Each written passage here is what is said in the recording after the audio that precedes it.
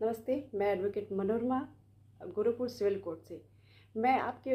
साथ एक जो मिसकंसेप्शन चल रहा है उसको मैं क्लियर करने आई हूँ। आज की जो सेल डीड हो रही है या फिर किसी प्रॉपर्टी की एग्रीमेंट हो रही है उस वो रजिस्टर्ड हो जा रहा है। रजिस्टर्स के बाद जो म्यूटेशन का केस आता है, बहुत लोगों ने ये डाला है कि after before mutation you are the not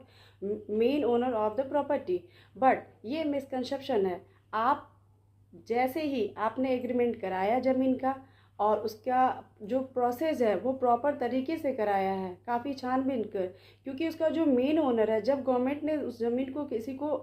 जो एक मेन टाइटल को ट्रांसफ़र किया होगा उसके बाद से जो सब्सिक्वेंटली ओनर बनते गए होंगे, अगर वो लीगली बनते गए हैं तो आप इस बात के बिफोर म्यूटेशन और आपको जब पोजीशन मिल गया संपत्ति का तो आप उसके ओनर हो जाते हैं। और म्यूटेशन का सवाल है तो म्यूटेशन तो कुछ दिन में कुछ महीनों में करा ही लेते हैं। तो ये क्वेश्चन बनता है यहाँ पे, फैक्ट इन इशू ये बन जाता है। और अगर कभी कभी होता है कि दो लोग एक ही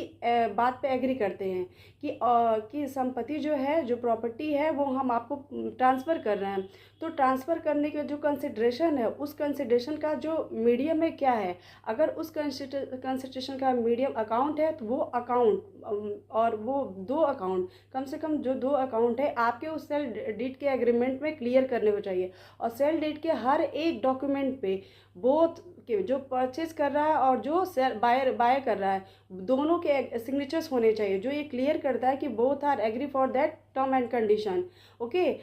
अब ऐसे कंडीशन पे अगर कोई नहीं, बाद में जाके कोई केस फाइल, कोई सिविल केस कर रहा है आपके ऊपर कि ये जो रजिस्टर्ड है it is not the legal, तो ही कैन नॉट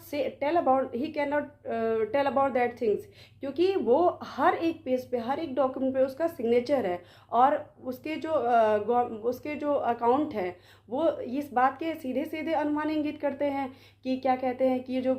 एग्रीमेंट है वो लीगल किया गया है। तो इस तरह से आप सतर्क रहिए और अपने जो जितना भी प्रॉपर्टी आप सेल कर रहे हैं तो बायर को या फिर उसके मेन टाइटल को और उसके सब्सिक्वेंटली जितने भी टाइटल बनते गए हैं आप प्लीज़ उस पर ध्यान दें। और संपत्ति को खरीदने के पहले उस इंसान के बारे में अच्छे से जान लें और संपत्ति जैसे ही आपकी एग्रीमेंट के थ्रू कंप्लीट होती है आप उसको पोजीशन ले, ठीक है। और तो ऐसे कंडीशन जब आप उसको पोजीशन ले लेंगे और म्यूटेशन हो ही जाएगा। अभी तो संपत्ति के जो रजिस्टर्ड हो रहा है वो म्यूटेशन और रजिस्ट्रेशन का अभी आदेश आ गया कि एक ही साथ होगा, बट जब तक ऐसा नहीं हो रहा तब तक आप कृपया ध्यान दें अपने संपत्ति का, अपने पैसे का और पूरा अपना ख्याल रखें। धन्यवाद।